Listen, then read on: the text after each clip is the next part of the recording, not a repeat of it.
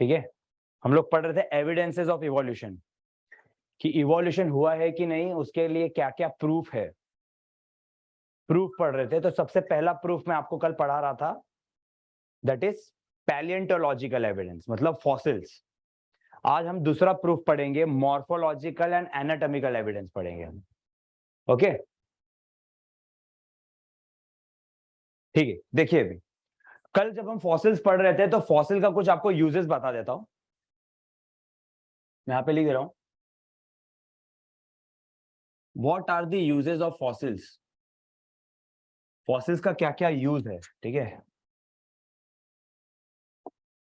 सबसे पहले जब हमें फॉसिल मिलता है तो हम ये देखते हैं कि ये अर्थ है, और हम ये देखते हैं कि नीचे की तरफ, ठीक है, नीचे की तरफ हमें नंबर ऑफ फॉसिल कम मिलता है, नंबर ऑफ फॉसिल कम मिलता है। और ऊपर की तरफ हम देखें, ये हमारा अर्थ का क्रस्ट है। अर्थ क्रस्ट मतलब समझ रहे हो आप, हमारी जमीन की लेयर, तो बहुत नीचे है ये, फिर ऐसे से करके ये ऊपर वाला लेयर है। तो नीचे की तरफ नंबर ऑफ फॉसिल कम मिल रहा है, और हमको सिंपल ऑर्गेनिजम्स मिल रहे हैं, छोटे छोटे ऑर्गेनिजम्स मिल रहे हैं।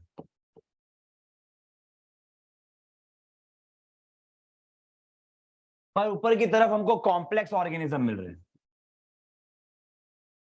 बड़े बड़े ऑर्गेनिज्म के फॉसिल्स मिल रहे हैं, और हमको नंबर ऑफ फॉसिल भी ज्यादा मिला ऊपर।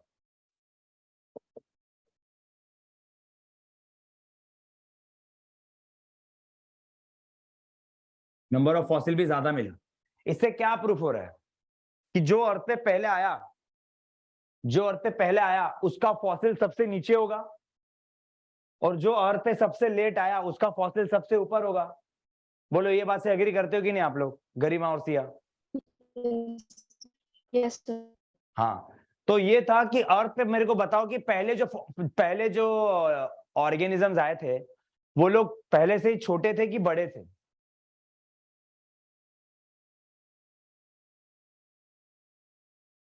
यस गरिमा सिया बताइए। बड़े। पहले छोटे थे वो लोग। पहले देखो, आप लोग किंगडम एनिमेलिया पढ़े हो, किंगडम एनिमेलिया में आप देखो कि एनिमेलिया के अंदर पहला फाइलम आता है पॉरीफेरा, फिर आता है हाइड्रा, फिर आता है टीनोफोरा, है ना, निडेरिया, फिर टीनोफोरा, फिर एशकेलमिंथस, प्लेटीहेल्म, ऐसे ऐसे कर करके आते। तो हम देख रहे थे कि during the course of evolution पहले ऑर्गेनिज्म छोटे हुआ करती थी साइज में, पर जैसे जैसे इवोल्यूशन होता गया ऑर्गेनिज्म का साइज बढ़ता गया, ऑर्गेनिज्म का साइज बढ़ता गया। इसलिए जो सबसे पहले आया था उसका फॉसिल जमीन में सबसे नीचे पाया जाएगा, और जो सबसे पहले आया था तो डेफिनेटली वो सिंपल ऑर्गेनिज्म होगा। और वो टाइम पे ऑर्गेनिज्म का नंबर कम भी था, पर जैसे जैसे इवोल्यूशन होता जा रहा था डाइवर्सिटी बढ़ती जा रही थी, वैरायटी आती जा रही थी, तो नंबर ऑफ फॉसिल भी ज्यादा मिल रहा था ऊपर के स्ट्राटा में। तो फॉसिल की स्टडी से हमको यह पता चलता है कि जब हम फॉसिल निकाल रहे थे जमीन में से, तो जमीन की सबसे नीचे वाली सतह जो थी उसमें हमको फॉसिल का नंबर ज्यादा नहीं मिलता था, और ज्यादा डाइवर्सिफाइड, ज्यादा वैरायटी वाले हमको फॉसिल नहीं मिलते थे, कम नंबर के ही फॉसिल मिलते थे, और वो भी सिंपल फॉसिल्स मिलते थे, जो सिंपल ऑर्गेनिज्म, जो छोटे छोटे ऑर्गेनिजम्स के होते थे। पर जैसे जैसे हम ऊपर की तरफ जाते हैं तो हमको नंबर ऑफ फॉसिल ज्यादा मिलने लगा, ज्यादा मिलने लगा, और वो भी कॉम्प्लेक्स वाला फॉसिल मिलने लगा। इससे यही समझ में आता है कि अर्थ पे पहले जो ऑर्गेनिज्म आए थे वो छोटे थे, सिंपल थे, और जो बाद में जैसे जैसे ऑर्गेनिज्म, जैसे जैसे इवोल्यूशन होता गया कॉम्प्लेक्सिटी आती गई और डाइवर्सिटी आती गई। बोलो ये चीज समझ में आ गया आपको स्टडी ऑफ फॉसिल से? यस ओके, दूसरा पॉइंट, मतलब फॉसिल की स्टडी से एक चीज तो पता चल रहा है कि लोअर स्ट्राटा के अंदर, लोअर स्ट्राटा के अंदर हमको सिंपल ऑर्गेनिज्म दिख रहे हैं, और नंबर ऑफ फॉसिल भी कम मिल रहे हैं।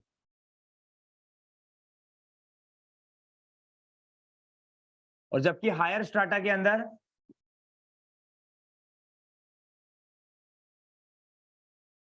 हमको कॉम्प्लेक्स ऑर्गेनिज्म के फॉसिल मिल रहे हैं।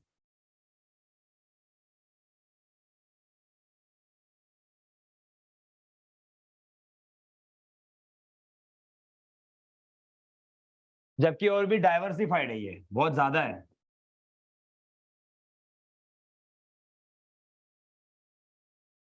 तो इससे ये समझ में आता है कि हमारे अर्थ पे पहले जो ऑर्गेनिज्म आए थे वो सिंपल थे और धीरे धीरे इवोल्यूशन होता गया, ऑर्गेनिज्म के अंदर कॉम्प्लेक्सिटी बढ़ती गई, चीजें बड़ी होने लगी और डाइवर्सी होने लगी। डाइवर्सिफाइड मतलब नंबर बढ़ने लगा चीजों का। ठीक है, ये चीज आप लोग सब लोग याद रखें। नेक्स्ट, सेकेंड, फॉसिल की स्टडी से हम ये पता कर सकते हैं कि वो ऑर्गेनिज्म का मॉर्फोलॉजी क्या है, मतलब वो कैसा दिखता है, और उसका हम हैबिट पढ़ सकते हैं कि वो क्या खा सकता है। जैसे कि अगर हमें किसी फॉसिल मिलता है कोई ऑर्गेनिज्म का, तो उसके तीत से हम पता कर सकते हैं कि वो कार्निवोरस है कि हर्बीवोरस है, वो शाकाहारी है कि मांसाहारी है। तो उसके तीत से हम ये पता कर सकते हैं, उसके नाखून से हम पता कर सकते हैं। तो फॉसिल की स्टडी से हम ये बता सकते हैं कि वो ऑर्गेनिज्म क्या खाता था। हैबिटेट, हैबिट मतलब क्या खाता था, समझ रहे हो आप? वो ओमनीवोरस था कि कार्निवोरस था कि हर्बीवोरस था, ये हम पता कर सकते हैं। दूसरा, उसका हम साइज पता कर सकते हैं। मॉर्फोलॉजी मतलब साइज, उसका साइज एंड शेप, उसका अपीयरेंस। मॉर्फोलॉजी में क्या आ जाएगा? अपीयरेंस, साइज, शेप, ये सारी चीजें आ जाएगी मॉर्फोलॉजी में। बट हम हैबिटेट पता नहीं कर सकते। But habitat cannot be study.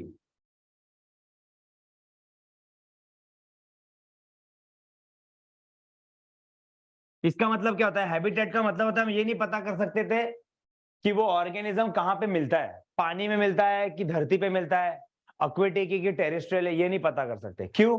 क्योंकि आज भी हमको ऐसे एनिमल्स के फॉसिल मिले हैं पानी में जो कि टेरेस्ट्रियल थे, मतलब रहते थे लैंड पे, पर हमको उनके फॉसिल्स पानी में मिले, सी बेड में मिले। तो हम कंफर्म नहीं बोल सकते कि भाई ये फॉसिल पानी में रहता था क्या। ऐसा हम नहीं बोल सकते कि जिस जगह से आपको फॉसिल मिली है उसका वही हैबिटेट है। हैबिटेट का मतलब क्या होता है?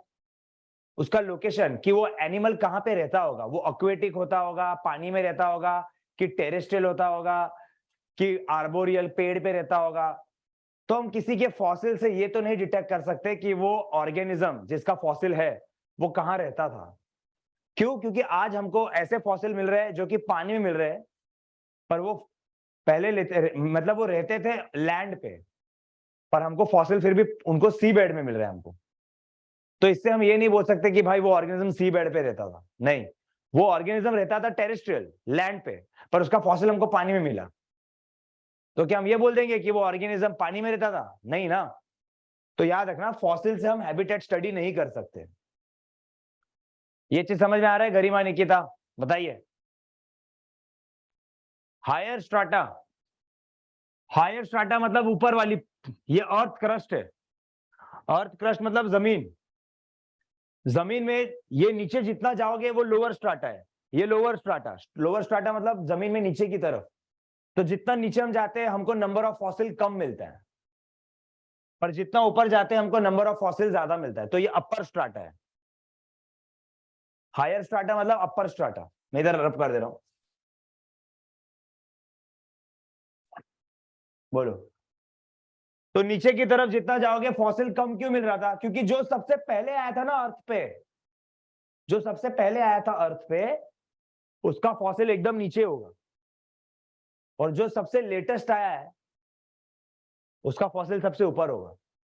तो तुमको पता है कि पहले आए वाले जो ऑर्गेनिज्म थे उनका नंबर कम होता था, इसके लिए फॉसिल का नंबर भी कम होता था। पर आज के डेट में नंबर ऑफ ऑर्गेनिज्म ज्यादा है कि कम है? ज्यादा है, इसके लिए ऊपर की तरफ फॉसिल भी ज्यादा है और कॉम्प्लेक्स है, मतलब चीजें बड़ी होती गई है। तो हम फॉसिल की स्टडी से यही बता रहे हैं कि पहले अर्थ पे जो ऑर्गेनिज्म आए थे वो छोटे हुआ करते थे, पर during the course of evolution, जैसे जैसे समय बीतता गया, ऑर्गेनिज्म डाइवर्स होते गए, वैरायटी पे वैरायटी आती गई, अलग अलग नए नए स्पीशीज आए। इसके लिए देखो नंबर ऑफ फॉसिल ज्यादा मिल रहा है।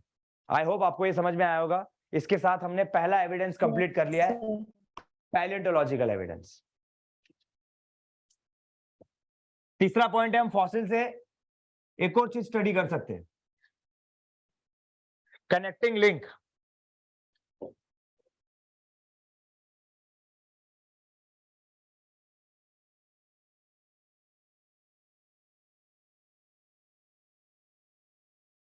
Study of connecting link. आप कनेक्टिंग लिंक के बारे में पढ़ सकते हो। कनेक्टिंग लिंक पता है क्या होता है?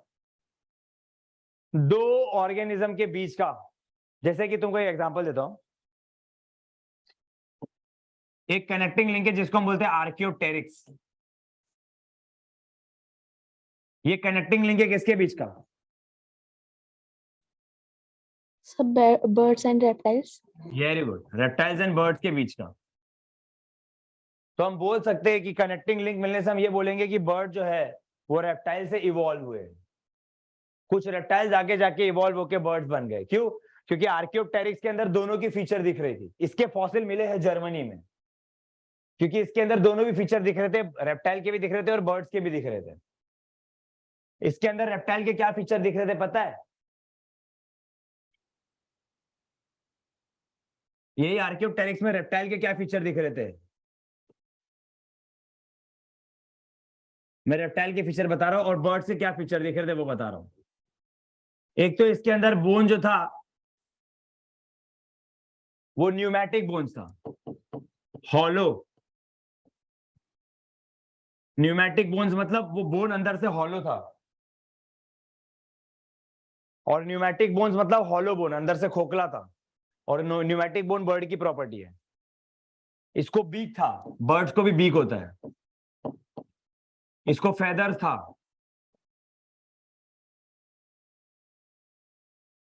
समझ रहे हो? इसमें रेप्टाइल की क्या प्रॉपर्टी थी कि इसको क्लॉज था, इसके पैरों में से पंजे निकल रहे थे। इसके बॉडी पे स्केल्स था जो रेप्टाइल के बॉडी पे होते हैं, और इसको टेल था, जबकि वो टेल उसका वर्टिब्रल बोन था।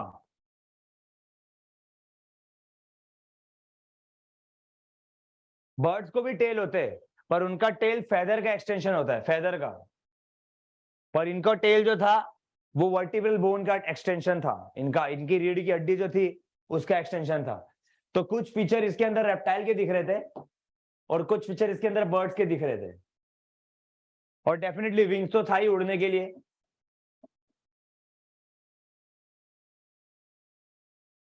पर इनके अंदर तीत था। इनके बीक में क्या था? तीत। बर्ड्स को तीत नहीं होता है, पर रेप्टाइल्स को तीत होता है। तो इनके बीक में तीत निकल रहे थे।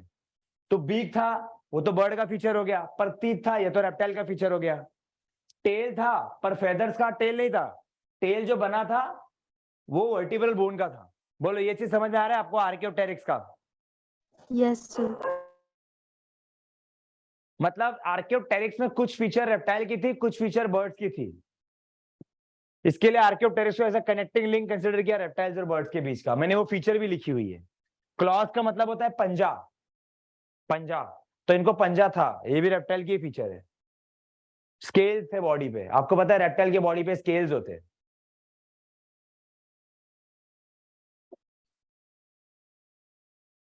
चौथा, हम इवोल्यूशनरी हिस्ट्री पढ़ सकते हैं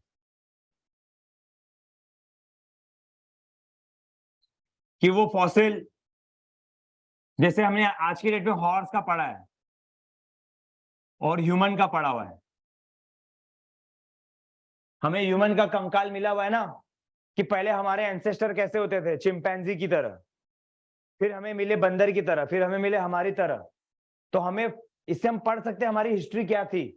हम पहले कैसे थे? आदि मानव, ड्रायोपिथेकस थे, फिर रामापिथेकस, फिर ऑस्ट्रेलोपिथेकस। ऐसे करते करते, मैं तुमको बता रहा हूं, ऐसे करते करते ह्यूमन बना है। तो ये क्यों बोल पा रहा हूं मैं? हमारी हिस्ट्री पढ़ रहा हूं मैं, इवोल्यूशनरी हिस्ट्री। ये सब हम क्यों बोल पा रहे हैं? क्योंकि इनके फॉसिल्स मिले हुए हैं। आपने स्कूल में भी पढ़ा हुआ है कि पहले ड्रायोपिथेकस था, फिर रामापिथेकस, फिर ऑस्ट्रेलोपिथेकस, फिर होमो हेबिलिस। जिसको हम बोलते हैं stone age man. Stone age man पत्थर बनाते थे। फिर होते थे होमो इरेक्टस जो सीधे चलने लगे। फिर नियंदरथल मैन, क्रो-मैग्नन मैन, फिर करके ह्यूमंस आए। तो ये इवोल्यूशनरी हिस्ट्री जो हम ह्यूमंस की पढ़ रहे हैं, वो क्यों कैसे पढ़ पा रहे? फॉसिल की वजह से ही पढ़ पा रहे हैं, इनके फॉसिल्स मिले हुए। आया समझ में ये चीज? इवोल्यूशनरी हिस्ट्री पढ़ना। तो आज हम इवोल्यूशनरी हिस्ट्री पढ़ चुके हैं, हॉर्स का और ह्यूमन का। Got it? ये समझ में आया सबको? Yes, sir. और मैक्स और लास्ट हम पढ़ सकते हैं एज ऑफ फॉसिल, कि वो फॉसिल की क्या उम्र है, जिससे हम ये पता कर सकते हैं कि वो ऑर्गेनिज्म किस सदी में होता होगा। कार्बन डेटिंग टेक्निक है, कार्बन डेटिंग करके एक टेक्निक है जिससे हम पता कर सकते हैं कि वो फॉसिल कितना पुराना है। वो फॉसिल से आप पता कर सकते हो कि ये फॉसिल कितना पुराना है, तो आप ये जान लोगे कि वो ऑर्गेनिज्म किस सदी में जीता होगा, कितना पुराना होता होगा वो ऑर्गेनिज्म। तो आप 5 चीजें पढ़ सकते हो फॉसिल की मदद से, वही मैंने यहाँ पे लिखी हुई है।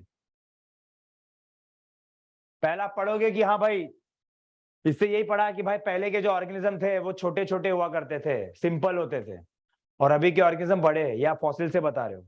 दूसरा, आप फॉसिल से पढ़ सकते हो कि वो ऑर्गेनिज्म कैसा दिखता होगा, कितना बड़ा होता होगा, वो क्या खाता होगा, उसके टीथ से, उसके नेल से आप ये पता कर लोगे कि वो कार्निवोरस है, शाकाहारी है कि मांसाहारी है, हर्बीवोरस है, शाकाहारी है कि मांसाहारी, कार्निवोरस है। पर हाँ, आप हैबिटेट नहीं बता सकते फॉसिल से कि वो फॉसिल टेरेस्ट्रियल था कि एक्वेटिक था, लैंड पे रहता था कि पानी में रहता था। ये आप नहीं बोल सकते। क्यों? क्योंकि आज भी हमको टेरेस्ट्रियल ऑर्गेनिज्म के फॉसिल्स पानी में मिले। समझ रहे हो आप? तो हम हैबिटेट तो कंफर्म नहीं कर सकते। तीसरी चीज, कनेक्टिंग लिंक स्टडी करने के लिए होता है, क्योंकि हमें ऐसे भी फॉसिल मिले जिसे हम पता कर सकते हैं कि हाँ भाई ये कनेक्टिंग लिंक था इन दोनों के बीच का, इसका मतलब बर्ड कहां से आया, रेप्टाइल से आया। इसका फॉसिल हमको मिला हुआ है जर्मनी में। फॉसिल समझ में आया सबको? पैलेंटोलॉजिकल एविडेंस बताइए। Yes, sir. Yes, sir. अब हम दूसरे टॉपिक पे जा रहे हैं। एविडेंस में हमने पहला एविडेंस पढ़ लिया है, पैलेंटोलॉजिकल एविडेंस। अब हम दूसरा एविडेंस पढ़ने जा रहे हैं,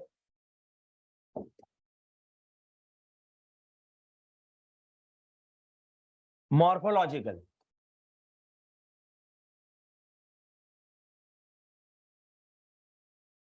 and anatomical evidence.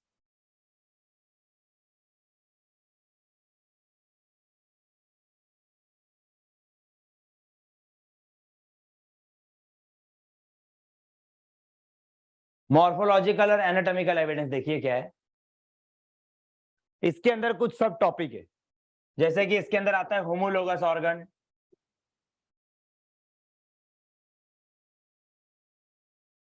Analogous organ,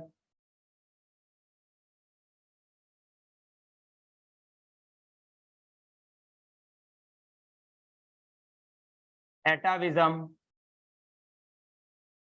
vestigial organ,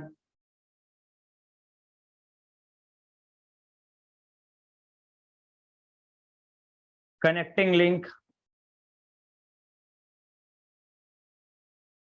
missing link,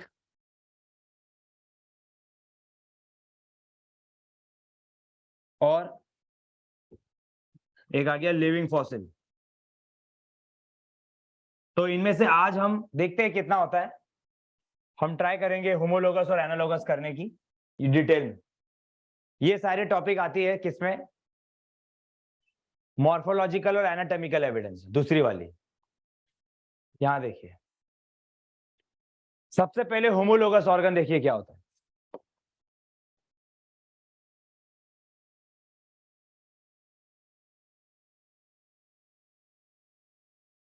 homologous organ मतलब the organ originated from a common ancestor, या मैं ऐसे लिख रहा हूं, organisms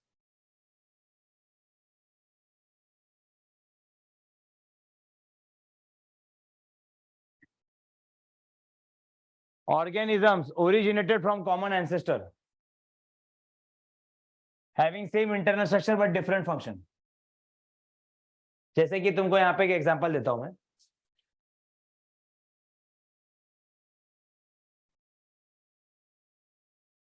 pentadactyl limbs of mammals का मतलब क्या? हमारा हाथ है ना पेंटाडेक्टाइल है। कैसे? हमारे हाथ में, हमारा हाथ 5 पार्ट में डिवाइडेड है, तुमको पता होगा। Yes, sir. एक है ह्यूमरस, ह्यूमरस के बाद आता है radius and ulna, Yes, sir. दूसरा पार्ट। तीसरा पार्ट आता है कार्पल्स,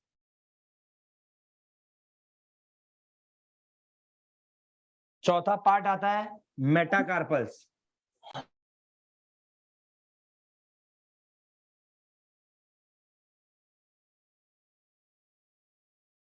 और छठा पांचवा पार्ट आता है Phalanges.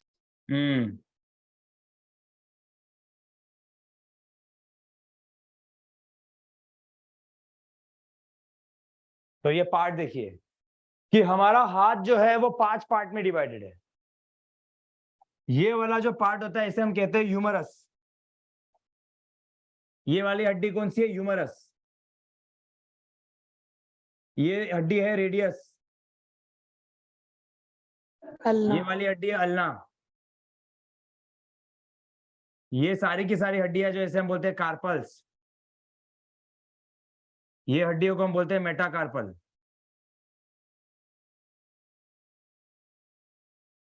और ये है फैलेंजेस।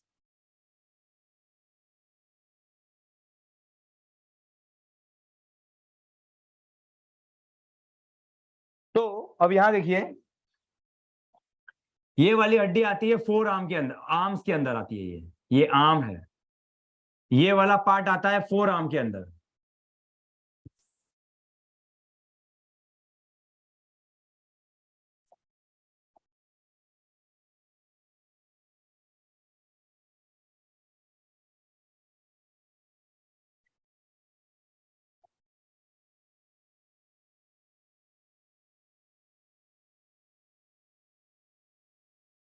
ये वाला पार्ट आता है वृष्ट में, वृष्ट।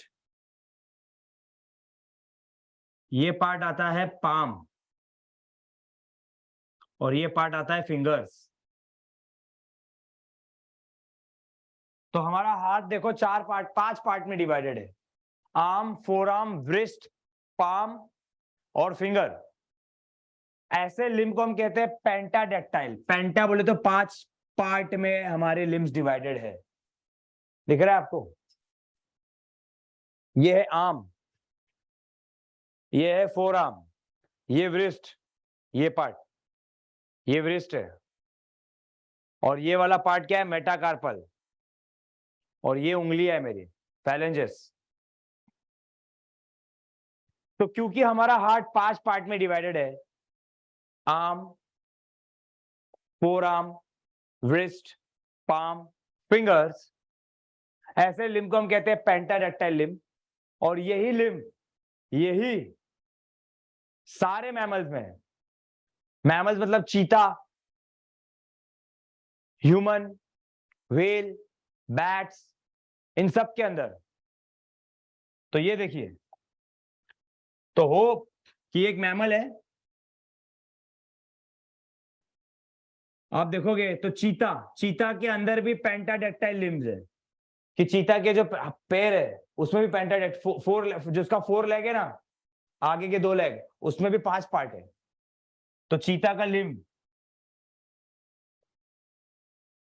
मैमल्स का, ये ह्यूमंस का हैंड, बैट्स का विंग्स,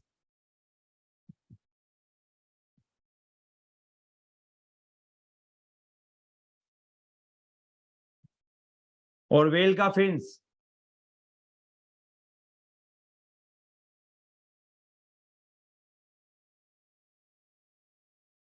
ये सब के अंदर पेंटाडेक्टाइल है। इन सबके लिम्स पेंटाडेक्टाइल है।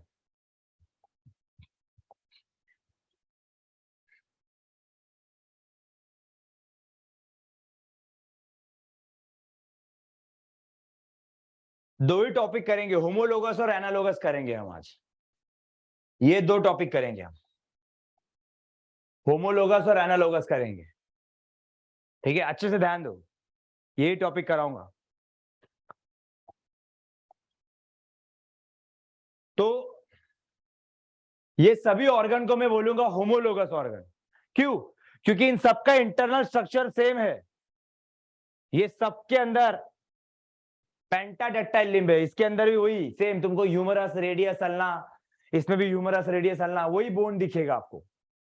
व्हेल के फिन्स में भी दिख रहा है, इवन फिश के भी फिन्स में तुमको दिखेगा पेंटाडेक्टाइल लिम्ब। तो ये जो ऑर्गन्स है, व्हेल का फिन्स, चीता का लिम्ब, ह्यूमन का हैंड, ये ऑर्गन, ये जो ऑर्गन है, ये सारे के सारे ऑर्गन्स, इनका इंटरनल स्ट्रक्चर सेम है, अंदर का स्ट्रक्चर सेम है, सारे के सारे पेंटाडेक्टाइल है, पर इनका फंक्शन डिफरेंट है। कैसे डिफरेंट हुआ भाई? एक जो होगा पानी में तैरने के लिए होगा, ये दौड़ने के लिए, ये चीजों को पकड़ने के लिए होगा, और ये उड़ने के लिए होगा। समझ रहे हो? फंक्शंस अलग अलग हो गया, डिफरेंट फंक्शन। तो ऐसे ऑर्गन को मैं कहता हूं होमोलोगस ऑर्गन। ये सब के सब होमोलोगस ऑर्गन कहलाएंगे। होमोलोगस ऑर्गन मतलब क्या? ऐसे ऑर्गन्स जिसका अंदर का स्ट्रक्चर सेम होगा, सबका अंदर का स्ट्रक्चर सेम है, पर उनका फंक्शन अलग अलग है। बोलो ये समझ में आ रहा है? ये सारे के सारे ऑर्गन एक दूसरे के होमोलोगस ऑर्गन होंगे। बोलिए मेरे को, यस और no, tell me. Yes, sir. तो इससे क्या प्रूफ हो रहा है? कि इन सबके अंदर का इंटरनल स्ट्रक्चर सेम है, मतलब ये कहीं ना कहीं किसी एक कॉमन ओरिजिन से आए, इनका कोई एक कॉमन एंसेस्टर होगा, है कि नहीं? Yes, sir. तो होमोलोगस ऑर्गन से क्या पता चल रहा है? होमोलोगस ऑर्गन हमको ये प्रूफ दे रहा है, ये जितने भी अलग अलग ऑर्गेनिज्म है, ये किसी एक कॉमन ओरिजिन से आए हैं, किसी एक कॉमन, इन सब का कोई एक कॉमन एंसेस्टर है, इन सब का कोई एक कॉमन एंसेस्टर है।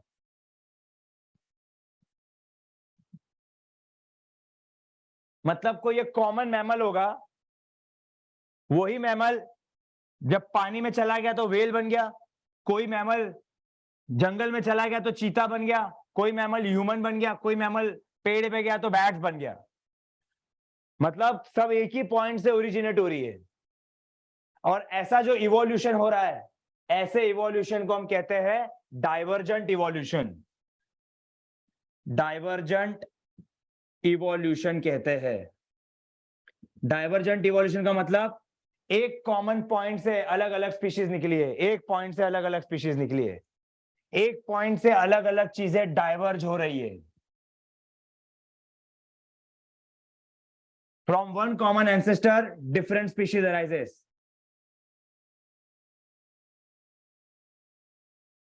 एक कॉमन एंसेस्टर से अलग अलग स्पीशीज निकली है।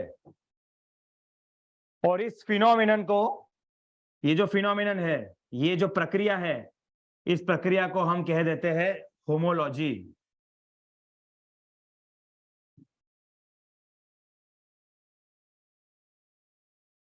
क्योंकि डाइवर्जेंट इवोल्यूशन की मदद से ही आपको होमोलोगस ऑर्गन मिल रहा है कि नहीं? बताइए, मैं ये कह सकता हूं कि नहीं कि डाइवर्जेंट इवोल्यूशन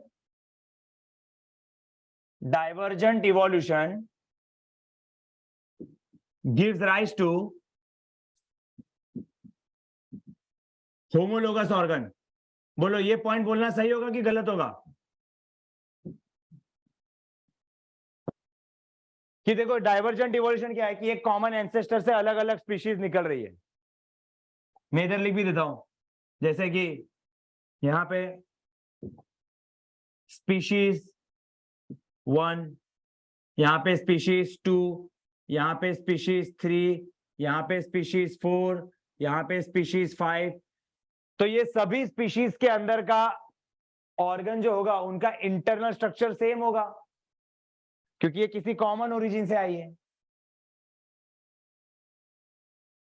तो मैं ये Yes, कह sir. सकता हूं कि डाइवर्जेंट इवोल्यूशन से आपको होमोलोगस ऑर्गन मिलता है, या homologous organ is the result of divergent evolution. बोलो ये पॉइंट समझ में आ रहा है? Yes, sir. इसे नोट डाउन कीजिए फटाफट। इसी का एग्जांपल तुम लोगों को यहां पे दिया था मैंने, पेंटाडेक्टाइल लिम्स ऑफ मैमल्स। इसको नोट डाउन करिए।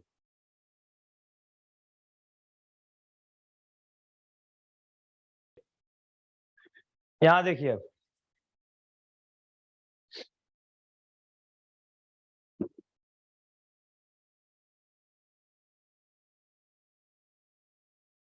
नेक्स्ट स्लाइड, कुछ और एग्जांपल देखते हैं।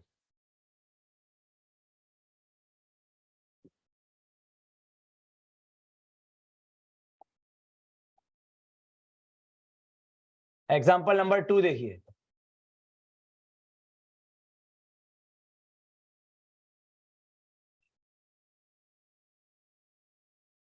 देखिए ये दोनों legs of cockroach and legs of honey bee, ये दोनों का इंटरनल स्ट्रक्चर सेम है। कैसे? क्योंकि दोनों के लेग्स का इंटरनल स्ट्रक्चर सेम क्या है? क्योंकि वो they are the legs is made up of extension of body wall, उनके बॉडी वॉल का एक्सटेंशन है उनका लेग्स, तो इंटरनल स्ट्रक्चर सेम है पर फंक्शन अलग अलग है। फंक्शन क्या है? इसका फंक्शन है फूड कलेक्ट करना, ये अपने पैर से क्या कलेक्ट करता है? फूड। और ये क्या कलेक्ट करता है? Pollen grain.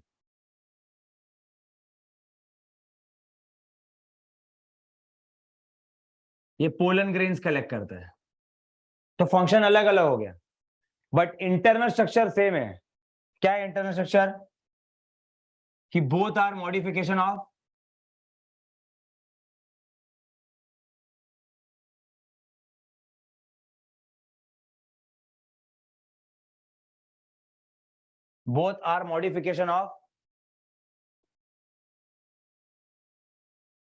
Body segment, sorry, both are the extension of body wall.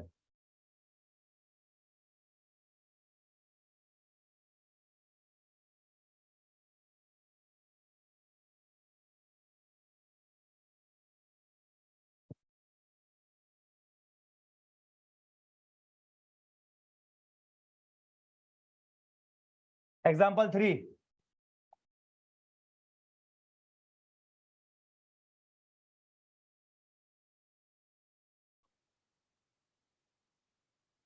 mouth part of cockroach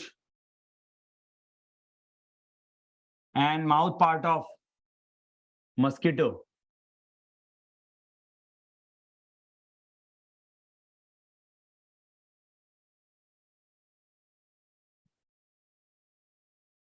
दोनों के माउथ जो है उसका इंटरनल स्ट्रक्चर सेम है because both are the modification of body segment, दोनों उनके बॉडी के सेगमेंट का मॉडिफिकेशन है।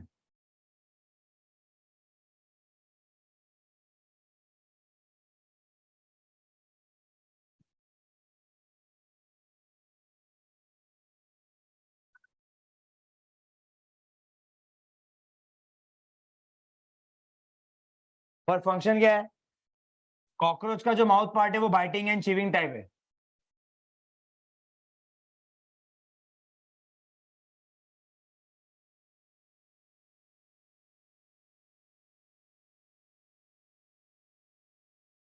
जबकि मॉस्किटो का माउथ पार्ट कैसा है? Piercing and sucking.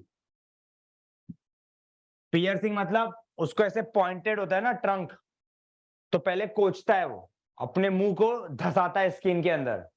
Piercing, piercing मतलब धसाना। एंड सकिंग, ब्लड को सक करता है। तो दोनों का फंक्शन अलग अलग है पर अंदर का इंटरनल स्ट्रक्चर सेम है क्योंकि दोनों का माउथ पार्ट बॉडी के एक्सटेंशन से ही बना हुआ है।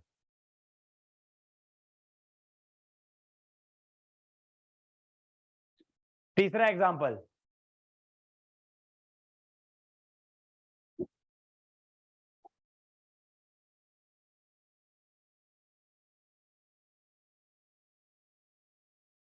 थॉर्न्स ऑफ बोगनविला, ये एक प्लांट है,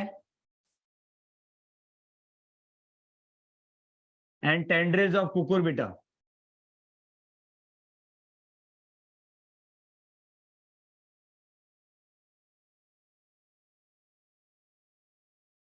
तो तुम लोग थॉर्न्स ऑफ बोगनविला अगर आप देखोगे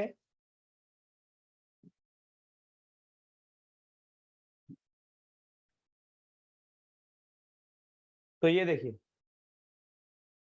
ये थॉर्न्स है और उसमें ये कांटा निकला हुआ है, ये कांटे को बोलते हैं थॉर्न्स। और कुकुरबिटा का टेंड्रिल्स देखिए, दोनों के दोनों क्या पता है, एक्सिलरी बर्ड है, बोथ आर एक्सिलरी बर्ड। मतलब कोई भी प्लांट होता है ना, उसमें साइड में यहाँ पे बर्ड होता है, बर्ड होता है, ये इसको हम एक्सिलरी बर्ड बोलते हैं।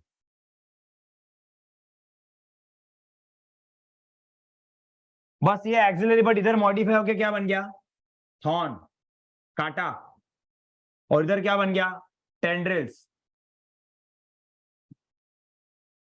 तो दोनों का इंटरनल स्ट्रक्चर सेम है, थॉर्न का भी और टेंड्रिल्स का भी। देखो थॉर्न भी एक ऑर्गन है, टेंड्रिल्स भी एक ऑर्गन है। थॉर्न भी एक्सिलरी बर्ड का मॉडिफिकेशन है और टेंड्रिल्स भी एक्सिलरी बर्ड का मॉडिफिकेशन है, पर दोनों का फंक्शन अलग है। थॉर्न का काम क्या है, डिफेंस, बचाना कि कोई इंसेक्ट आके ना बैठे, और टेंड्रिल्स का काम क्या है, सपोर्ट लेना किसी दूसरे का। ये टेंड्रिल्स होते हैं दूसरे प्लांट पे जाके लटक जाएंगे, तो उससे ये प्लांट को सपोर्ट मिलेगा। तो यहाँ पे दोनों के दोनों किसके मॉडिफिकेशन है, both are modification of axillary bud, but इसका फंक्शन क्या है, डिफेंस, बचाने के लिए, और मतलब अपने आप को, और इसका फंक्शन क्या है, सपोर्ट के लिए दूसरे प्लांट पे। बोलो ये समझ में आ रहा है आपको? Yes, sir. तो ये एक प्लांट का एग्जांपल दिया है, ऐसे करके, just a second,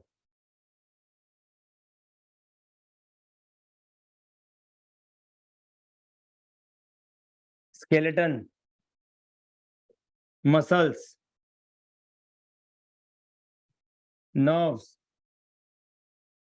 blood vessels of vertebrates.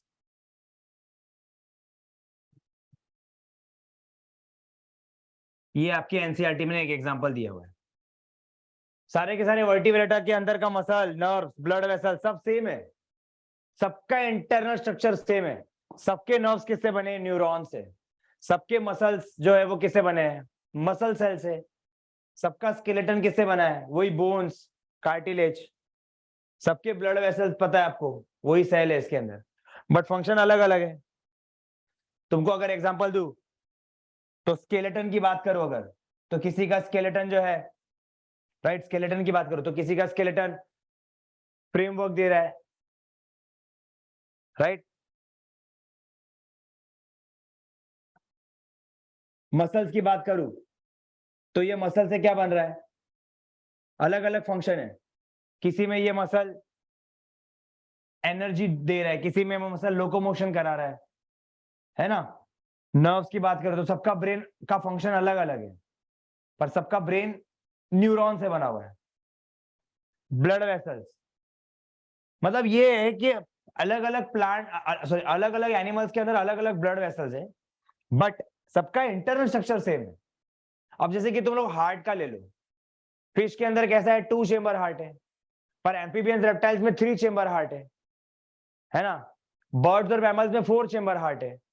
तो फंक्शन तो अलग अलग हो गया ना, पर सबके हार्ट तो बने किससे, मसल से बने। तो सबके हार्ट का इंटरनल स्ट्रक्चर सेम है कि भाई वो मसल से बना हुआ है, पर फंक्शन अलग हो गया। 2 चेंबर हार्ट का फंक्शन अलग है, 3 चेंबर हार्ट का फंक्शन अलग है, 4 चेंबर हार्ट का फंक्शन अलग है। एक एग्जांपल देके समझा रहा हूं मसल से। वैसे ही नर्व्स, सबके नर्व्स देख लो, सबके नर्व्स न्यूरॉन से बने हैं, पर आपको पता है फंक्शन अलग है। किसी में ये नर्व्स अलग फंक्शन रोल प्ले कर रहा है, किसी में, किसी एनिमल में ये नर्व्स अलग रोल प्ले कर रहा है, किसी एनिमल्स में वो नर्व अलग रोल प्ले कर रहा है। समझ में आ रहा है आपको मैं क्या बोल रहा हूँ? Yes, sir. ये आपका एग्जाम्पल है, एग्जाम्पल नंबर 5। और एक आता है एग्जाम्पल नंबर 6, जो कि मैं आप लोग से अभी नहीं, थोड़े टाइम बाद डिस्कस करूंगा। इसको मैं व्हाइट कलर से लिखता हूं, that is reddish and carrot. ये थोड़े टाइम में डिस्कस करूंगा आपसे मैं, ठीक है? इसके बारे में व्हाइट में लिखा है मैंने ये। तो ये एग्जांपल्स है होमोलोगस ऑर्गन के। तो होमोलोगस ऑर्गन से हमको ये समझ में आता है कि होमोलोगस ऑर्गन जितने भी बनते हैं वो सब डाइवर्जेंट इवोल्यूशन की मदद से बनते हैं। डाइवर्जेंट इवोल्यूशन मतलब क्या? एक कॉमन ऑर्गेनिज्म से अलग अलग ऑर्गेनिज्म बने हुए हैं। तो ये जितने भी ऑर्गेनिजम्स है इनके अंदर के ऑर्गन होमोलोगस ऑर्गन होंगे, मतलब इनके अंदर का इंटरनल स्ट्रक्चर सेम होगा पर इनका फंक्शन अलग अलग होगा। तो best example pentadactyl limbs of mammals. ये सारे के सारे मैमल्स ही है, किसी एक कॉमन मैमल से आए हुए। तो इन सब के अंदर का ऑर्गन का इंटरनल स्ट्रक्चर सेम है पर इनका फंक्शन अलग अलग है। तो ऐसे ऑर्गन को होमोलोगस ऑर्गन कहते हैं। दूसरा एक बेस्ट एग्जांपल तुमको याद रखना है ये वाला, thorns of bougainvillea and tendrils of Cucurbita. ये जो बोगनविला भी एक प्लांट है, कुकुरबिटा भी एक प्लांट है। इसका थॉर्न और इसका टेंड्रिल दोनों के दोनों एक टाइप के मॉडिफाइड एक्सिलरी बर्ड है। मैं वो भी तुम लोगों के लिए लिख दे रहा हूं। दोनों के दोनों, ये और ये, एक टाइप के क्या है? मॉडिफाइड एक्सिलरी बर्ड है ये।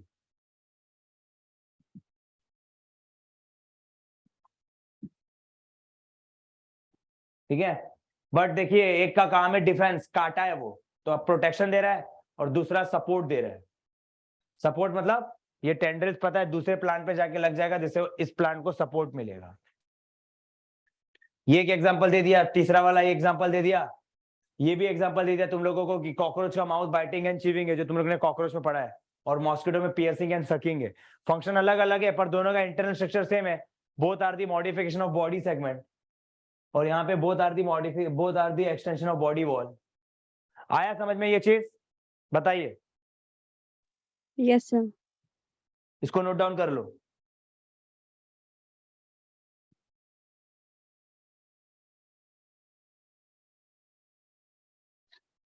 एक एग्जांपल और याद रखना,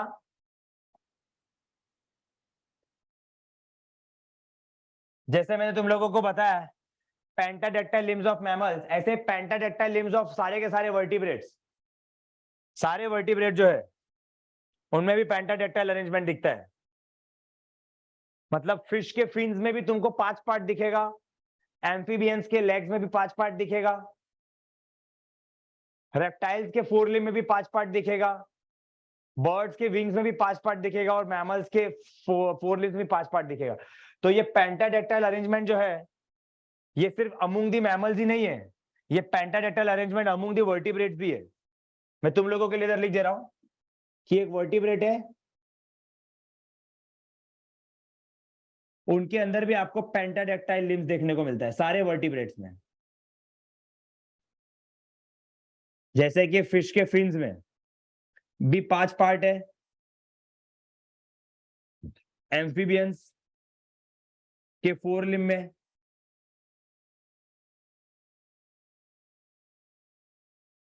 रेप्टाइल्स में, बर्ड्स में एंड मैमल्स में, ये सब में तुमको 5-5 पार्ट देखने को मिलेगा।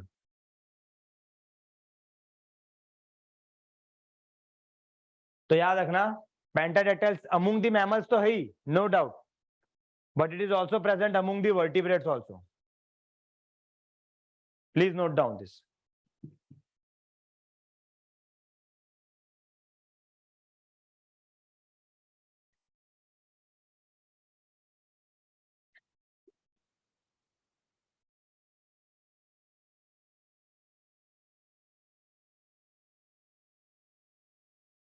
गरिमा आपका ये हायर स्ट्राटा वाला डाउट क्लियर हुआ? Yes, sir. ओके, इसे नोट डाउन किया आप लोगों ने? Yes, sir.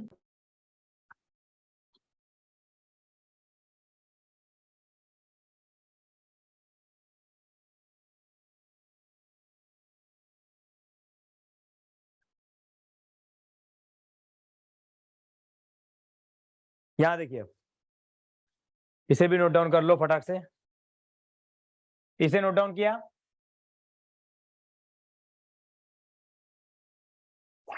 मैं वैसे भी पीडीएफ आपको भेज दूंगा।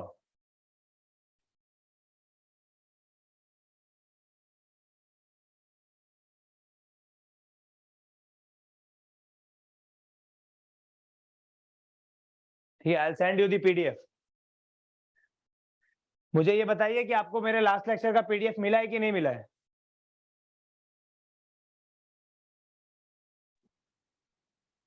लास्ट No, लेक्चर का sir. पीडीएफ मिला है?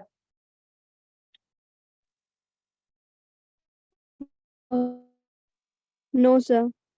मैंने भेजा हुआ है। मैं ये भी कहता हूँ भेजने के टाइम पे कि पीडीएफ भी मैंने भेजा है और वीडियो का लिंक भी भेजा है। सर वीडियो भी नहीं मिली और पीडीएफ भी नहीं। वीडियो और पीडीएफ दोनों भी नहीं मिला है। ठीक है, आज मैं उनको बोलता हूँ, स्ट्रिक्टली बोलता हूँ मैं कि प्लीज भेजिए। मैं आज बोलता हूँ उन लोगों को। मैंने लास्ट लेक्चर में भी भेजा हुआ था, क्योंकि सर मैंने आपको पहले भी रिवीजन के लिए मांगे थे, वो भी नहीं मिले। आपने पिछले संडे का बोला था ना।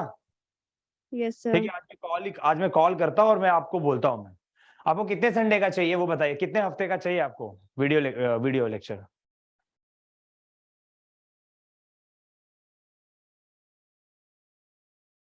कितने हफ्ते का बोलूं मैं? 1 महीने तक का ही रिकॉर्डिंग होता है। बोल दो सर लास्ट लास्ट जो हमने लास्ट इससे पहले चैप्टर पढ़ा था वो मिलेगा, उसके मतलब जितने भी कितना होंगे। आपको? 2 वीक्स का चाहिए, राइट? Yes sir.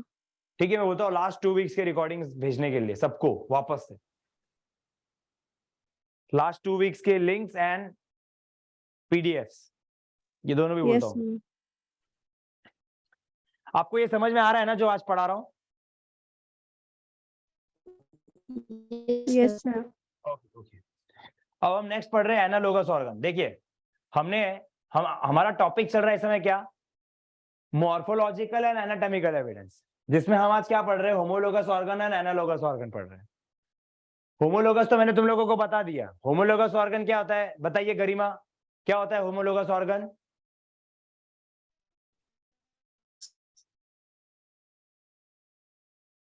जिस ऑर्गन के अंदर इंटरनल स्ट्रक्चर सेम है पर फंक्शन डिफरेंट है, ऐसे ऑर्गन को हम बोलते हैं होमोलोगस ऑर्गन। और homologous organ are the results of divergent evolution. कि डाइवर्जेंट इवोल्यूशन होगा, उसी की वजह से होमोलोगस ऑर्गन बनते हैं। एक चीज याद रखना, डाइवर्जेंट इवोल्यूशन को एक और नाम से बोलते हैं अडेप्टिव रेडिएशन। मैं यहां पे लिख रहा हूं, divergent evolution is also called as adaptive radiation.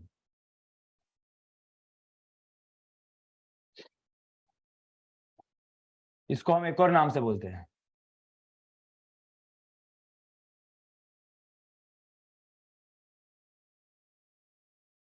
Adaptive radiation कहते हैं। ठीक है,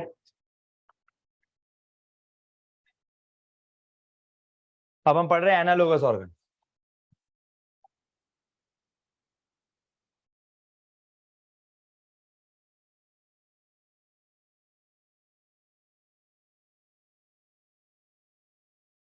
होमोलोगस ऑर्गन, एनालोगस ऑर्गन।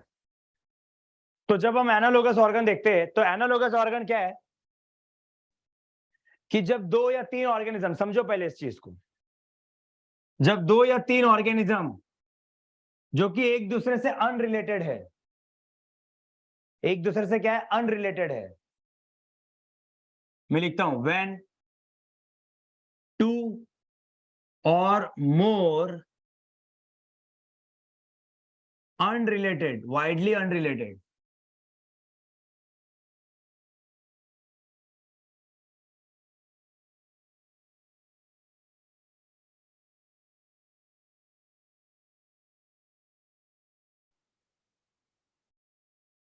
यहां देखिए,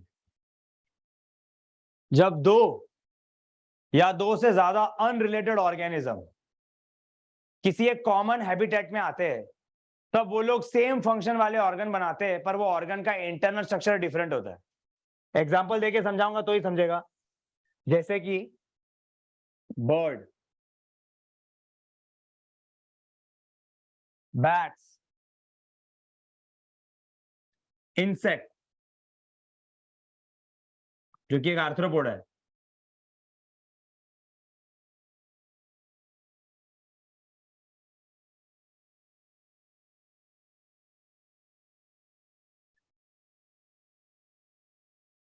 ये लोग किसी कॉमन हैबिटेट में आए। सपोज ये आ गए एयर में, सब के सब हवा में आ गए,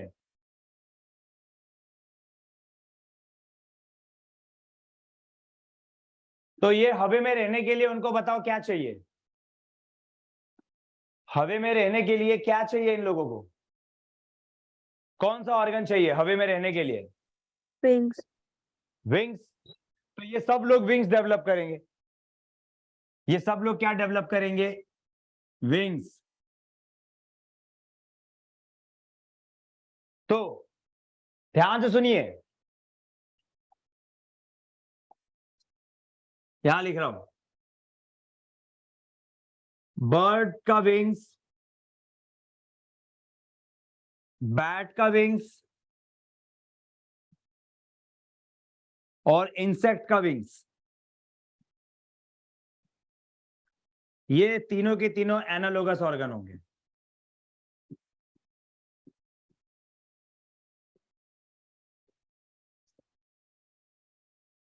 क्या हुआ इसका मतलब?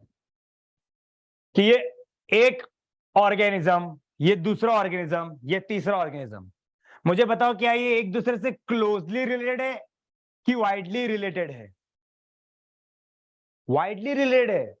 बर्ड तो एक एव्स है, बैट तो एक मैमल्स है, इंसेक्ट तो एक आर्थ्रोपोड है। ये क्या सेम फाइलम में आते हैं कि अलग अलग फाइलम में आते हैं? बताइए। ये लोग अलग अलग अलग। अलग फाइलम में आ रहे हैं, अलग अलग फाइलम में आ रहे हैं। ये आएगा एव्स में, मतलब कॉर्डेटा ही है, पर देखिए ना ये कितना अलग है। बर्ड्स और बैट्स, बर्ड्स, यहां पे बर्ड में बर्ड बता रहा हूं,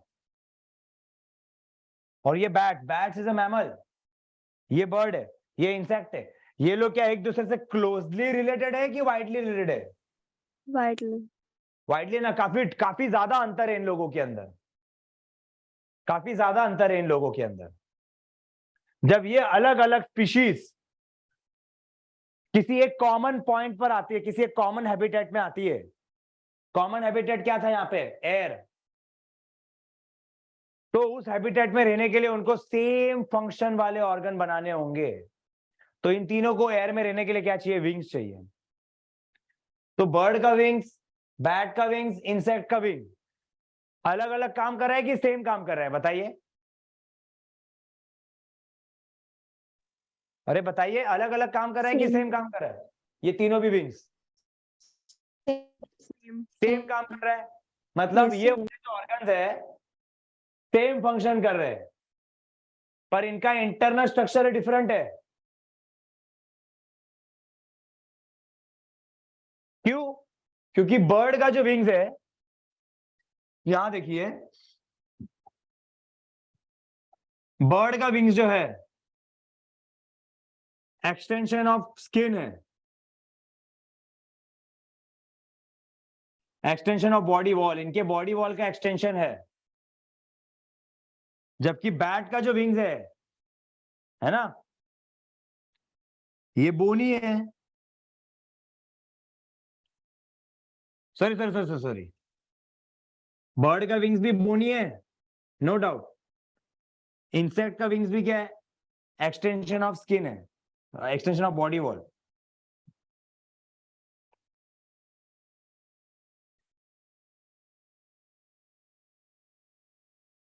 हाँ, बर्ड का तो है, उसका भी बोनी है, बोन से बना हुआ है, नो डाउट। चलो मैं यहाँ पे इसे बर्ड हटा देता हूं।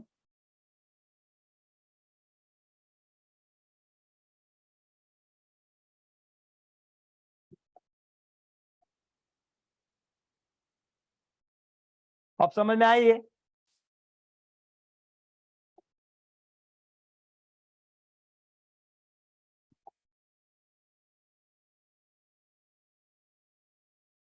बर्ड का विंग्स बोनी है, उसमें बोन्स है, फेदर्स है,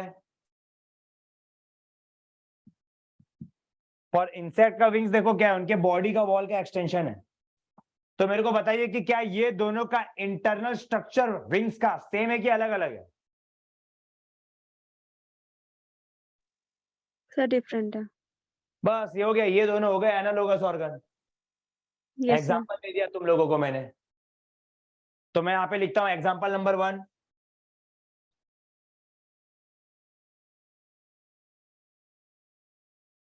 विंग्स ऑफ बैट्स ले लो एंड विंग्स ऑफ इंसेक्ट ले लो। ये दोनों के भी विंग्स का फंक्शन सेम है पर इंटरनल स्ट्रक्चर डिफरेंट है। ऐसे ऑर्गन को बोलते हैं एनालोगस ऑर्गन।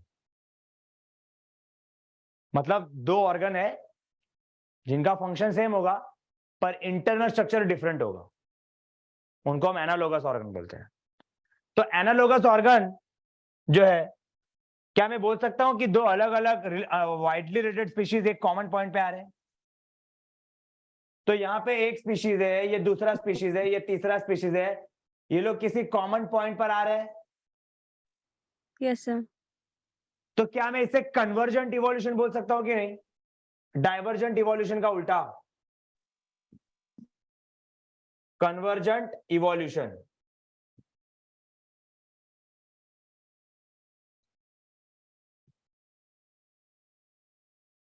डाइवर्जेंट इवोल्यूशन क्या था? एक पॉइंट से अलग अलग स्पीशीज निकल रही थी। तो डाइवर्जेंट इवोल्यूशन से होमोलोगस ऑर्गन मिल रहा था, पर कन्वर्जेंट इवोल्यूशन इसका उल्टा है, अलग अलग पॉइंट आके एक कॉमन पॉइंट पे आके मिल रही है, कन्वर्ज हो रही है और उससे एनालोगस ऑर्गन बन रहा है। तो मैं यहां पे स्टेटमेंट लिखूंगा,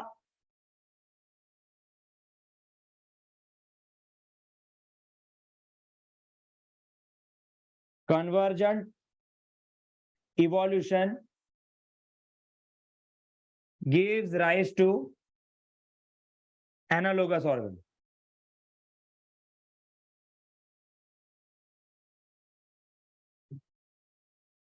बोलो ये पॉइंट समझ में आ रहा है?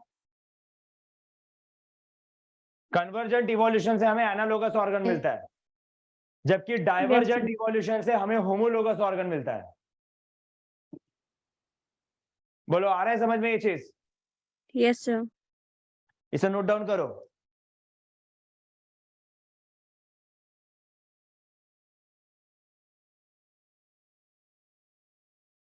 किया इसे नोट डाउन? Yes sir. अब आप, मैं आपको एक बार डिफरेंस बता देता हूं होमोलोगस ऑर्गन और एनालोगस ऑर्गन का। एक बार यहां पे देखिए, एक नेक्स्ट स्लाइड पे लिख रहा हूं।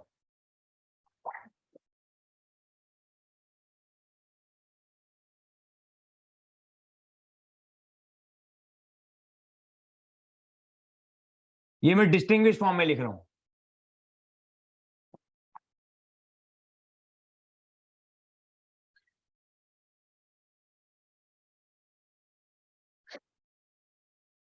अगर हम देखें होमोलोगस ऑर्गन और एनालोगस ऑर्गन के बीच का डिस्टिंग्विश, सो सबसे पहले इंटरनल स्ट्रक्चर, यहां का इंटरनल स्ट्रक्चर, यहां देखो इसका, इस केस में बताइए, आप लोग बताओगे होमोलोगस ऑर्गन में इंटरनल स्ट्रक्चर सेम मिलता है कि अलग अलग मिलता है? सेम। सिमिलर डिफरेंट है?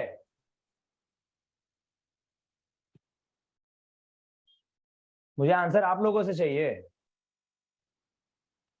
होमोलोगस ऑर्गन के अंदर इंटरनल स्ट्रक्चर सिमिलर है कि डिफरेंट है?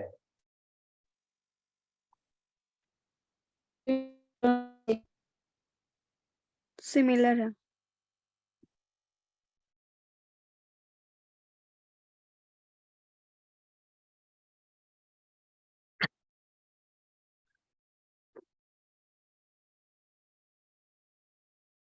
दूसरा फंक्शन,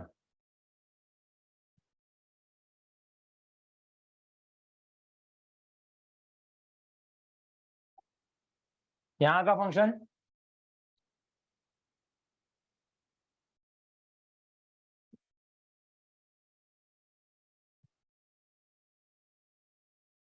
बोलो, ये समझ में आया? यस।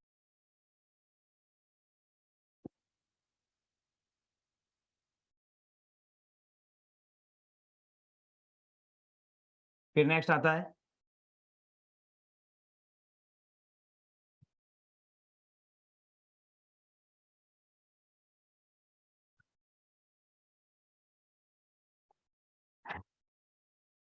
यहाँ पे आएगा क्लोजली रिलेटेड। जो ऑर्गेनिजम्स होते हैं वो आपस में क्लोजली रिलेटेड होते हैं। जैसे कि तुम लोग यहाँ पे देख लो,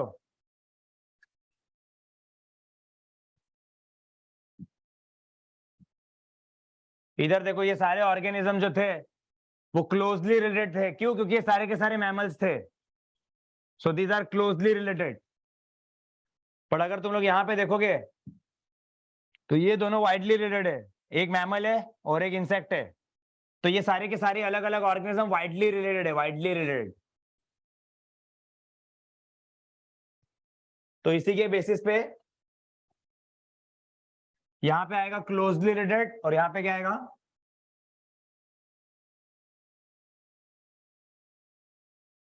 वाइडली रिलेटेड।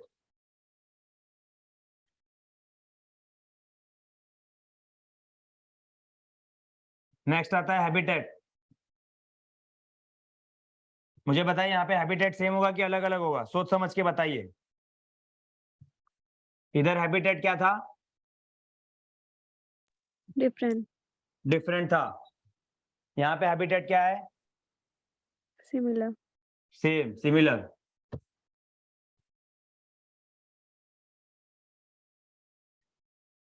नेक्स्ट बताइए इवोल्यूशन। होमोलोगस ऑर्गन कौन से इवोल्यूशन से मिलता है? Divergent evolution. Yes sir. Divergent evolution से हमको होमोलोगस ऑर्गन मिलता है, जिसको अडेप्टिव रेडिएशन भी कहते हैं।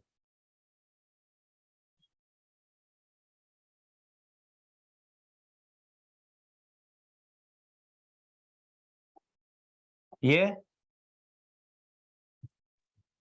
कन्वर्जेंट इवोल्यूशन से मिलता है।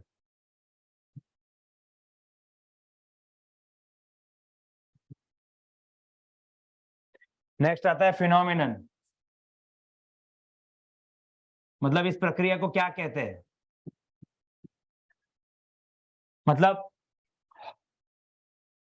डाइवर्जेंट इवोल्यूशन से होमोलोगस ऑर्गन मिलता है, इस प्रक्रिया को बोलते हैं होमोलॉजी।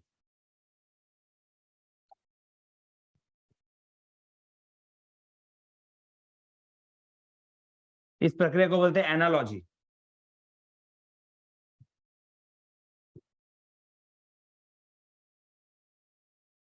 ठीक है, इसको नोट डाउन करिए।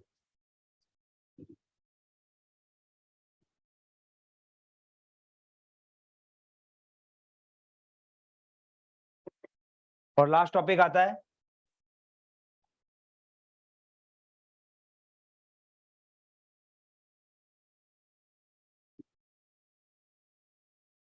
एक्सटर्नल अपीयरेंस, जिसको हम लोग बाहर से मॉर्फोलॉजी भी बोल सकते हैं।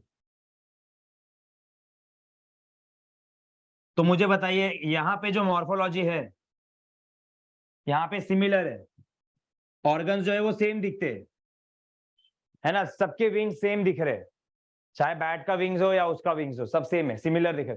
तुमको एग्जांपल देता हूं मैं यहाँ पे एनालोगस ऑर्गन का। एक एग्जांपल मैंने दिया, wings of bats and wings of insects, दोनों के विंग सेम दिख रहे हैं ना, एकदम ऑलमोस्ट। दूसरा एग्जांपल देता हूं मैं, eye of octopus and eye of mammal, या आई ऑफ कैट ले लो। Cat, cat is a mammal. तो दोनों का ऑर्गन सेम है।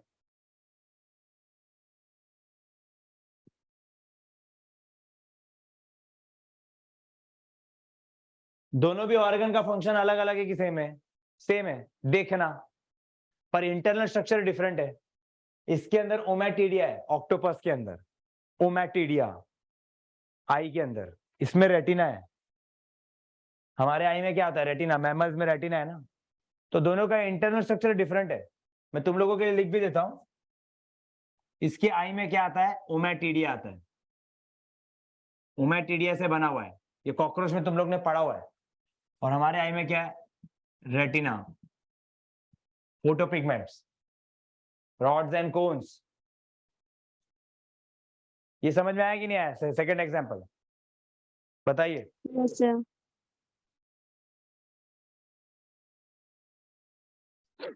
नेक्स्ट एग्जांपल,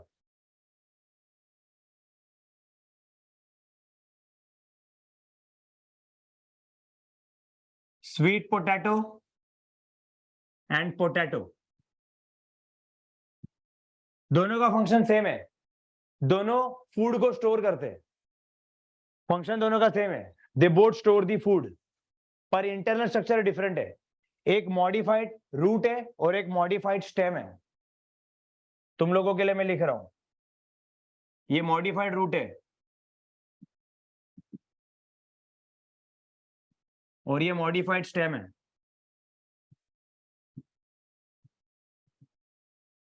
पर दोनों का फंक्शन सेम है, दोनों फूड को स्टोर करते हैं, रिजर्व फूड मटेरियल है। नेक्स्ट एग्जांपल,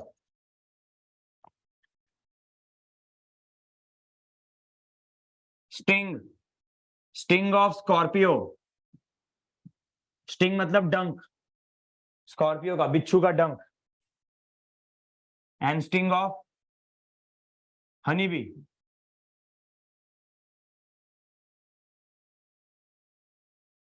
तो दोनों का स्टिंग देखिए, दोनों का स्टिंग का काम एक ही है, डंक मारना, डिफेंस, अपने अपने बचाव के लिए। बट इंटरनल स्ट्रक्चर सेम है, सॉरी इंटरनल स्ट्रक्चर डिफरेंट है, फंक्शन सेम है। दोनों का काम क्या है, दोनों के स्टिंग का काम क्या है, डंक मार के अपने आप को बचाना। दोनों का काम है डिफेंस, फंक्शन सेम, पर इंटरनल स्ट्रक्चर डिफरेंट है। इसका जो स्टिंग है, स्कॉर्पियो का sting, it is the modification of body segment, इनके बॉडी सेगमेंट का मॉडिफिकेशन है। बॉडी पे सेगमेंटेड बॉडी होता है ना आर्थ्रोपोडा का, स्कॉर्पियो भी एक टाइप का आर्थ्रोपोडा है, बॉडी सेगमेंटेड है।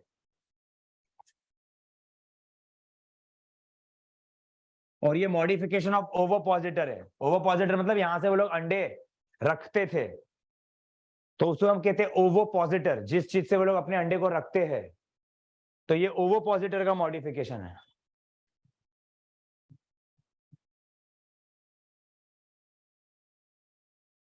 ओवो मतलब अंडा, अंडा रखने के लिए ओवोपॉजिटर होता है।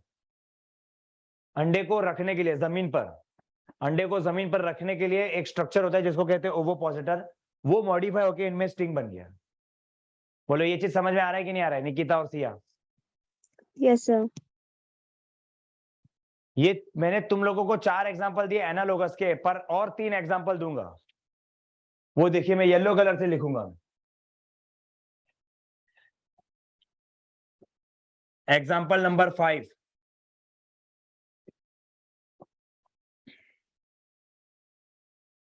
Fins of dogfish. डॉगफिश एक कार्टिलेजिनियस फिश है। कैसा फिश है? कार्टिलेजिनस, ठीक है।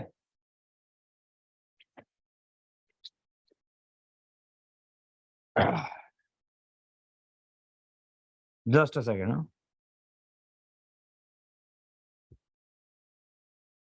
फिन्स ऑफ फिश, चलो एक बोनी फिश ले लो,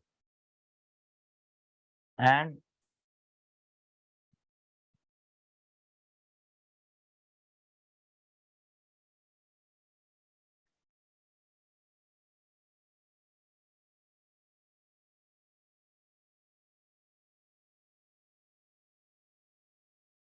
whale,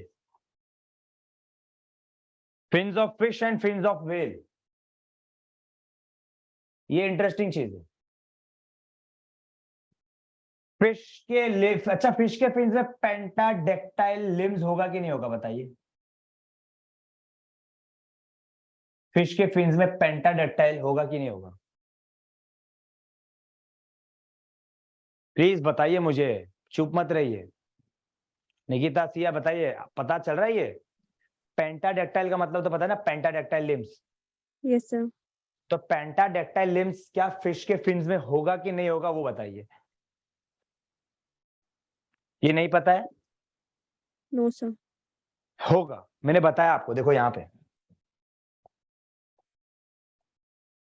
इधर सारे वर्टिब्रेट्स के अंदर पेंटाडेक्टाइल दिखता है हमको, सिर्फ मैमल्स के अंदर ही नहीं दिखता है। ये तो सब मैमल्स है, मैमल्स के अंदर पेंटाडेक्टाइल है, पर याद रखना फिश का फिन्स में भी पेंटाडेक्टाइल है, एम्फीबियंस में भी है, रेप्टाइल्स में भी है, बर्ड्स में भी और मैमल्स में भी है सर। मतलब सारे वर्टिब्रेट्स में पेंटाडेक्टाइल दिखता है, वही लिखा था मैंने, वर्टिब्रेट के अंदर पेंटाडेक्टाइल है, फिश के फिन्स में भी है, लिखा हुआ है इधर, एम्फीबियंस, रेप्टाइल्स, बर्ड्स, मैमल्स, इन सब के लिम्स में पेंटाडेक्टाइल है। तो मुझे बताइए कि अभी ये वाला जो एग्जांपल है,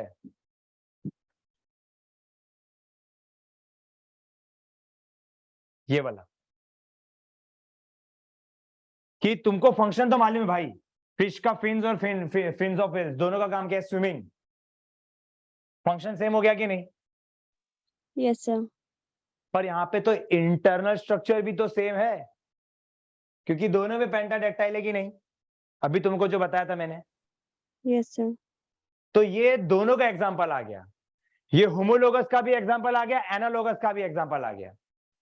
कैसे? क्योंकि दोनों का फंक्शन सेम है तो एनालोगस, पर दोनों का इंटरनल स्ट्रक्चर भी सेम है, होमोलोगस। तो जब भी तुम ऐसे सिचुएशन में फंसते हो ना, तो तुमको तीन चीज देखनी होती है, तीन चीज। पहली चीज तुमको क्या देखनी है? हैबिटेट। दूसरी चीज तुमको देखनी है अपीयरेंस, और तीसरी चीज देखनी है रिलेटेड।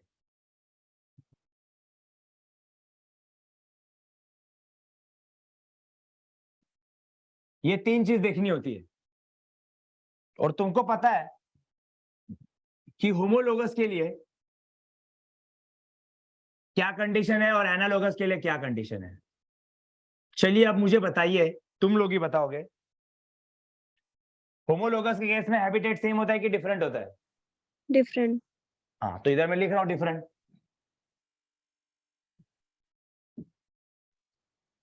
एनालोगस के लिए हैबिटेट सिमिलर। पहले तो ये मैं लिख ले रहा हूं। अपीयरेंस की बात करें तो अपीयरेंस के मामले में यहां पे सिमिलर भी हो सकता है या डिफरेंट भी हो सकता है। ज्यादा करके तो डिफरेंट ही होता है अपीयरेंस, मतलब मॉर्फोलॉजी में। पर यहां पे अपीयरेंस कैसे होता है ऑर्गन का? ऑर्गन्स जो है विंग्स सेम ही दिख रहे हैं, है ना? No sir. रिलेटेड की बात करें तो यहां पे कैसा है? होमोलोगस में क्लोजली है कि वाइडली है? क्लोजली। क्लोजली। क्लोजली रिलेटेड है। और यहां पे वाइडली।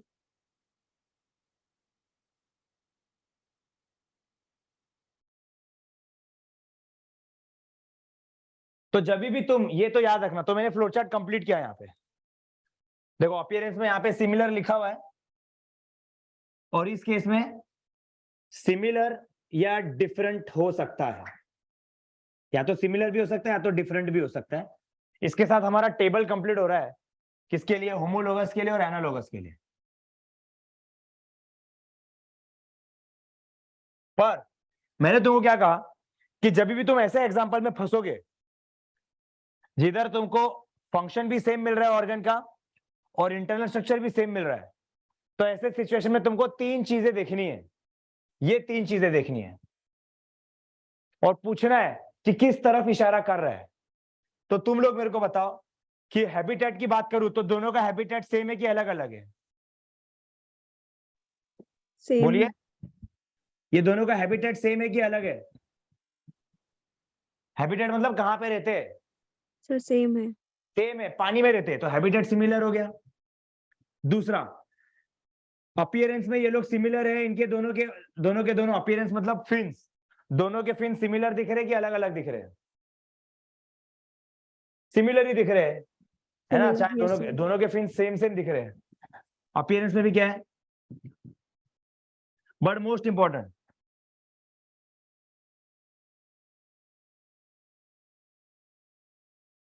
रिलेटेड की बात करो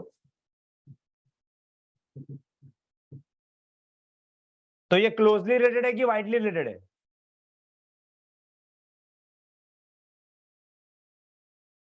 फिश, व्हेल, व्हेल बताओ फिश है कि मैमल है? प्लीज बताइए, व्हेल क्या है? फिश है कि मैमल है व्हेल? मैमल। यस। तो ये दोनों क्लोजली रिलेटेड हुए कि वाइडली रिलेटेड हुए?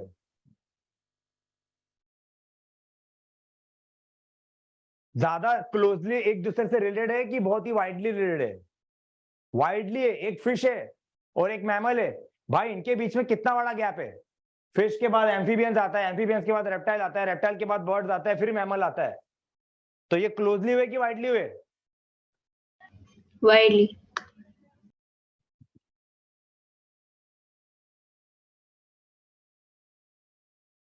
तो देखिए ये तीनों भी फीचर किसकी आ रही है? एनालोगस की आ रही है। इसके लिए मैं इसको किस कैटेगरी में डाल रहा हूं? एनालोगस ऑर्गन के एग्जांपल में डाल रहा हूं। अब समझ में आया तुम लोगों को कि नहीं? Yes sir. जब भी कोई ऐसा एग्जांपल में तुम फंसोगे ना, तुमको ये तीन चीज याद रखनी है। ये तीन चीज याद रखनी है तुमको। एक और एग्जांपल देखो इसके जैसा, एक और एग्जांपल।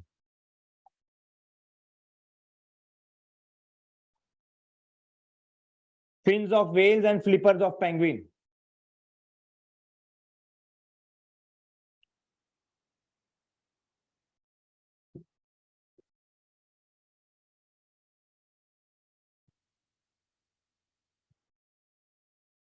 दोनों सेम सेम दिख रहे हैं। देखो, fins of whales and flipper of penguins, यहां पे देखो दोनों का काम क्या है? स्विमिंग। व्हेल का फिन्स भी और पेंगुइन का फ्लिपर। तो दोनों का फंक्शन सेम है कि अलग है? सिमिलर। दोनों स्विमिंग के लिए काम आ रहे हैं, पर दोनों का इंटरनल स्ट्रक्चर भी सेम है, क्योंकि इसमें भी पेंटाडेक्टाइल लिम्स है, इसमें भी पेंटाडेक्टाइल लिम्स है, क्योंकि पेंगुइन एक बर्ड है और बर्ड के अंदर भी पेंटाडेक्टाइल है। बताया था ना तुम लोगों को? यहाँ पे यस सर। इधर ही बताया था तुम लोगों को।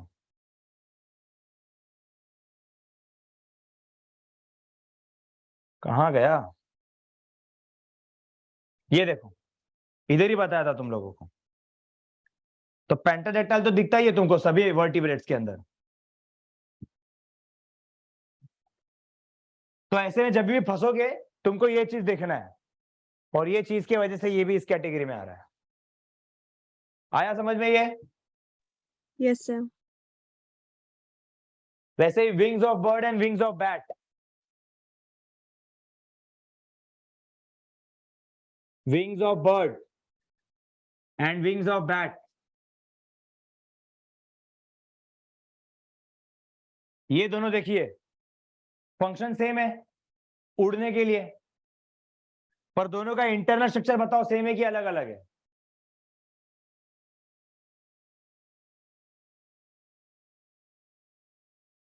बताइए, फंक्शन सेम है कि अलग अलग है?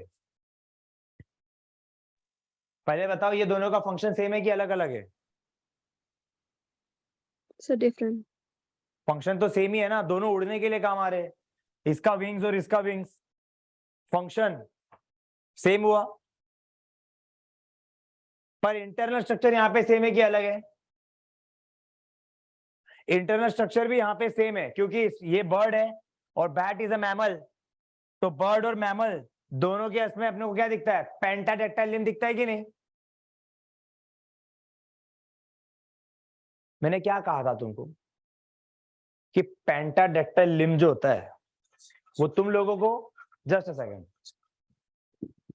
पेंटाडेक्टाइल लिम्ब जो है वो तुम लोगों को फिश में, एम्फीबियंस में, रेप्टाइल्स में, बर्ड्स में और मैमल्स में, पांचों में दिखेगा पेंटाडेक्टाइल लिम्ब्स। तो बर्ड्स के अंदर भी पेंटाडेक्टाइल है और बैट तो मैमल है, तो बैट में भी पेंटाडेक्टाइल होगा कि नहीं होगा? इसका मतलब दोनों का इंटरनल स्ट्रक्चर सेम है। तो ये भी एग्जांपल होमोलोगस का होगा, एनालोगस का होगा। जब जब तुम ऐसे एग्जांपल में फंसोगे तुमको ये तीन चीज चेक करनी है, और अगर वो ये दिखा रही है तो इसको मैं एनालोगस से कैटेगरी में डालूंगा। तो तुम लोग देख भी रहे हो कि भाई हाँ, कि ये इनका फंक्शन सेम है, मतलब एनालोगस भी है, और इनका इंटरनल स्ट्रक्चर भी सेम है, मतलब होमोलोगस भी है। तो अब तुमको ये तीन चीज दिखनी है। तो देखिए ये दोनों का हैबिटेट सेम है कि अलग है? हैबिटेट सेम है, दोनों एयर में रहेंगे, दोनों का अपीयरेंस भी, दोनों का विंग भी सेम सेम दिख रहा है, और दोनों वाइडली रिलेटेड है क्योंकि एक मैमल है और एक बर्ड है। अब समझ में आया कि नहीं आया बताइए? Yes sir. यही एग्जांपल तुमको एक यहां पे मैंने लिखा था, ये देखिए रेडिश एंड कैरोट का। रेडिश एंड कैरोट के केस में देखिए इनका फंक्शन दोनों का सेम है क्योंकि दोनों फूड को स्टोर करते हैं, पर इनका इंटरनल स्ट्रक्चर भी सेम है। दोनों का इंटरनल स्ट्रक्चर भी सेम है क्योंकि दोनों के दोनों मॉडिफाइड रूट है। दोनों के दोनों क्या है? मॉडिफाइड रूट है। तो ये भी एग्जांपल, ये भी दोनों भी कैटेगरी में आ रहा है, होमोलोगस में भी आ रहा है, एनालोगस में भी आ रहा है। ये रेडिश एंड कैरोट होमोलोगस में भी आ रहा है और एनालोगस में भी आ रहा है। क्यों? क्योंकि रेडिश और कैरोट दोनों के दोनों का फंक्शन सेम है क्योंकि वो क्या स्टोर करते हैं? फूड को। तो ये तो एनालोगस का हो गया, फंक्शन सेम। दोनों का इंटरनल स्ट्रक्चर भी सेम है क्योंकि दोनों के दोनों मॉडिफाइड रूट है, तो दोनों का इंटरनल स्ट्रक्चर सेम है, तो ये होमोलोगस भी हो गया, और फंक्शन सेम है तो एनालोगस भी हो गया। अब तुम फंस गए इसके अंदर, तो तुम्हें क्या तीन चीज चेक करनी है? मैंने पहले लिखा था, तुम्हें चेक करना है हैबिटेट, अपीयरेंस और रिलेटेड। तो तुम लोग मेरे को बताओ कि ये दोनों का हैबिटेट सेम है कि अलग अलग है?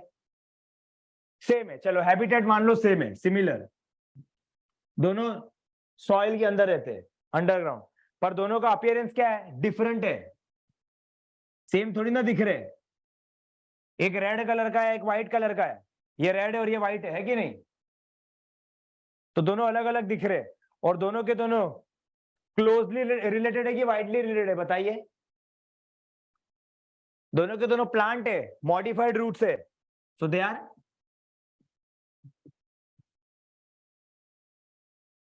तो देखो क्लोजली रिलेटेड और अपीयरेंस डिफरेंट किस केस में दिखता है? होमोलोगस। होमोलोगस में दिखता है। देखो यहां पे अपीयरेंस के मामले में देखो डिफरेंट, और रिलेटेड स्पीशीज में देख लो क्लोजली रिलेटेड। इसके लिए मैंने उसको किस कैटेगरी में डाल दिया? होमोलोगस के कैटेगरी में डाल दिया। समझ में आया तुमको? Yes sir. तो तुम लोग एक चीज याद रखना, अगर तुमको कभी भी कोई ऐसा एग्जांपल मिलता है जिसका फंक्शन भी सेम है और इंटरनल स्ट्रक्चर भी सेम है, मतलब वो होमोलोगस का भी एग्जांपल है और एनालोगस का भी एग्जांपल है, तो उस केस में तुमको तीन चीज चेक करनी है, हैबिटेट, अपीयरेंस और रिलेटेड स्पीशीज। जिस तरफ वो दिखा रहा है आपको उसको उस कैटेगरी में डालना है। बोलो ये चीज समझ में आया? Yes sir. तो आज के लिए इतना ही। हमने दो टाइप के मॉर्फोलॉजिकल एंड एनाटॉमिकल एविडेंस पढ़े, होमोलोगस ऑर्गन और एनालोगस ऑर्गन। तो जो बाकी का है वो हम रिमेनिंग लेक्चर्स में करेंगे। ये दो टॉपिक हमने आज किया है, बाकी का will do in the next lecture, एटाविज्म, vestigial, connecting link and living fossil.